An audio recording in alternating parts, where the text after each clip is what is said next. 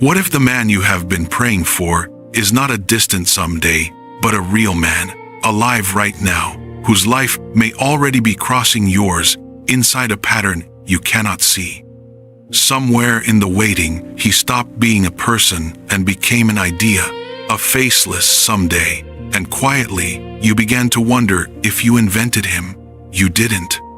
Tonight, I want to show you 5 signs, but hear me carefully. These are not signs to hunt, not the X, not the almost, not old faces you force into a promise. These are 5 threads to trust.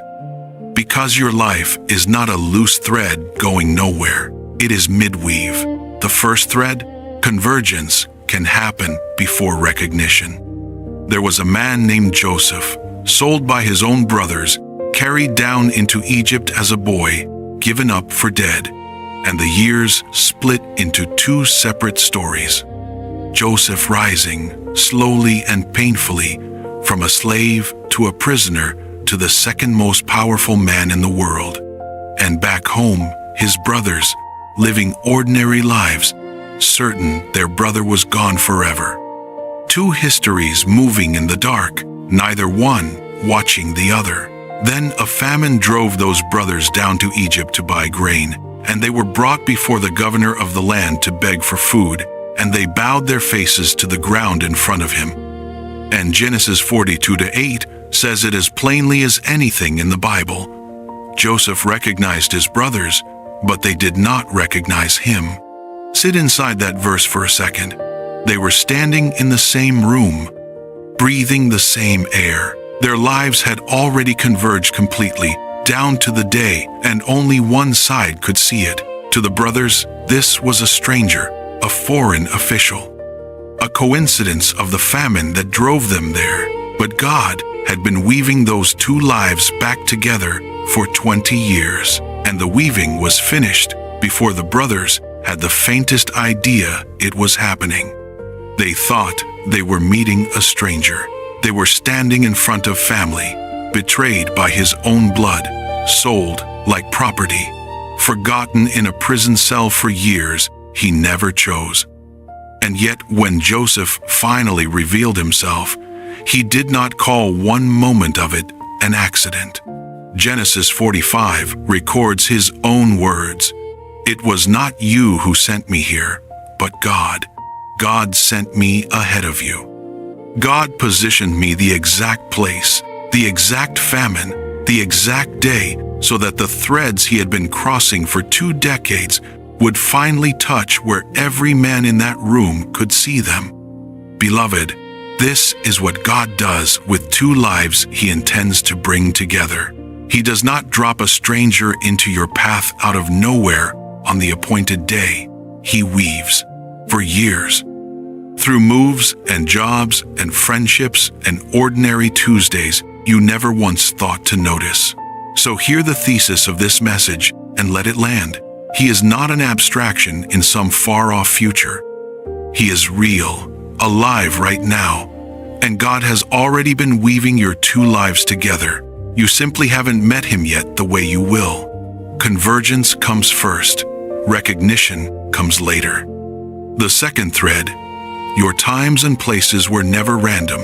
This isn't sentiment, it's doctrine. Paul stands up in Athens and says it flat. In Acts 17:26, God determined the exact times set for people and the exact places where they should live, not the general season, not the approximate region, the exact times, the exact places. Hear the phrase underneath that verse. God sets the coordinates of a life. Every city you move to, even the ones you moved to for the wrong reason, every job that fell through but placed you somewhere specific for a season, every friendship that felt random the day it started. None of it was scattered across your life by accident, which means the distance between you and this man was never handed over to luck. He is not lost somewhere outside the pattern, hoping to stumble into you. You may already have been closer to the thread of his life than your eyes could measure, because the God who sets coordinates has been setting yours and his at the same time. He is not standing at the edge of your life, waiting for the right day to begin. He has been weaving the entire time. The third thread, ordinary obedience, is already doing sacred work. Look at Ruth. She went out to glean in a field, and she did not choose that field for a single romantic reason. She was a widow. She was poor. She was simply trying to put bread in front of Naomi, walking in obedience one ordinary morning at a time. And Scripture tells it almost like a shrug. As it turned out, she found herself working in a field belonging to Boaz. The world would call that chance. Heaven calls it providence, wearing the disguise of an unremarkable afternoon, because the weaving rarely looks dramatic from the inside. It looks like obedience on a Tuesday. It looks like showing up where God already has you, while behind the visible world, He quietly arranges what that obedience is one day going to touch. You are not waiting for something dramatic before the weaving can begin. It is already happening, stitched into the plainest parts of your faithfulness. The fourth thread, He is being woven too. Here is the fear almost no waiting woman says out loud. What if I am the only one being formed? What if all this pruning, all this healing, all this becoming is happening on one side, only mine? Hear the answer. You are not the only thread on this loom. Psalm 139:16 says that all the days ordained for you were written in God's book before one of them came to be. Read it again and let it widen. That verse is not only about your days, it is about His. Every day of His life, ordained and written, the same as yours.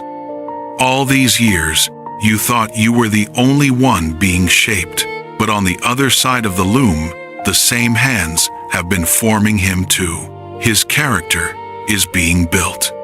His steps are being ordered toward the day your two lives surface into each other.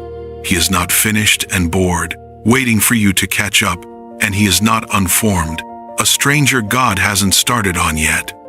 Two threads, two histories, one weaver, working both sides of the loom at once, so that when they finally touch, neither of you arrives unready.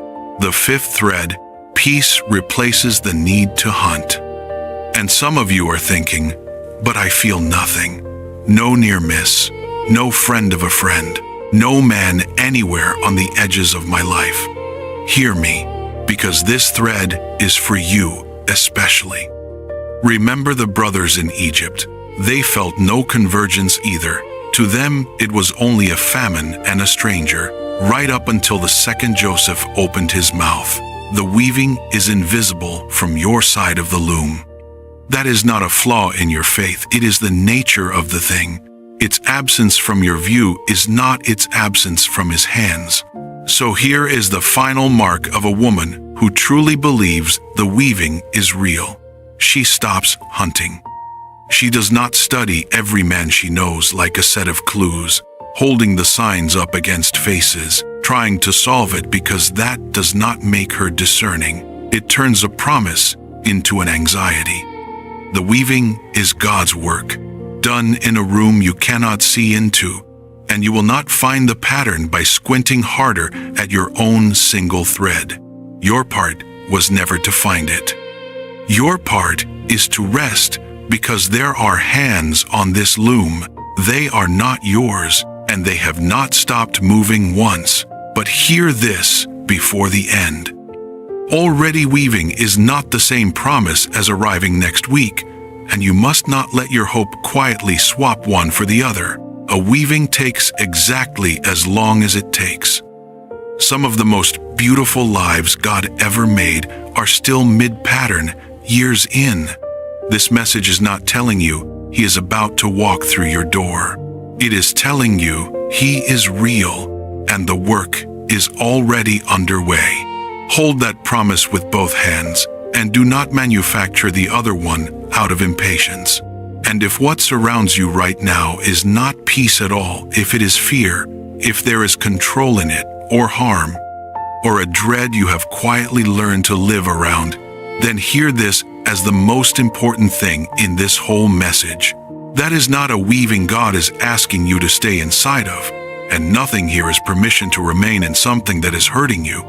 Please reach out to someone who can walk with you in person, a trusted pastor, a counselor, someone equipped to help. A God who weaves in love has never once asked a woman to stay bound to what is breaking her.